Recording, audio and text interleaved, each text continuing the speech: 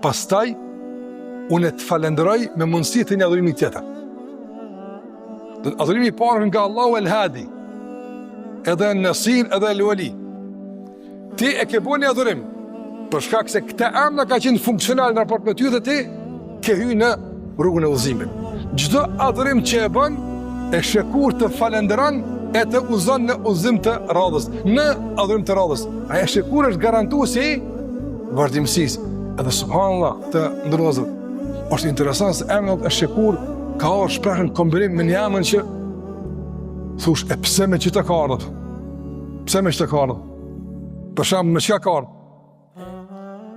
Shpesh e ka ardhë me emrin Ghafur. Inna rabbana la ghafurun shakur. Ghafur është falës, edhe falëndrues. Pse falës?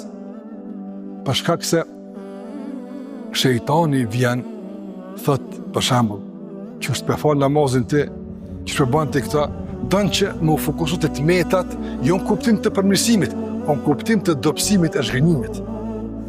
Për shembull, falë namaz natës, s'ka koncentrim, e lën krejtam, s'ki koncentrim, s'po muna mu koncentru, gjithë po shkujnë me, po me rgjumi, edhe s'bohë kush. Jo, apëtë, jo.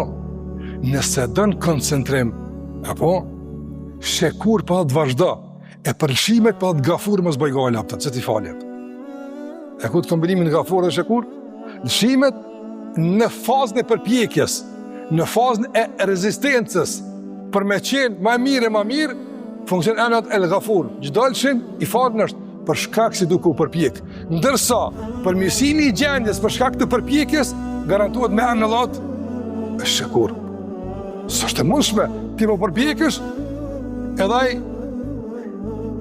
mos me ndëry fare me emrin e tij an-Nasir ose shekur, me ndihmu ose me qenë mirënjohës e falërues për përpjekjen, për gjumën që ke prish, për lodhin që ke bo, për sakrificën që ke bo, kësë më radhë, e pa mundshme është.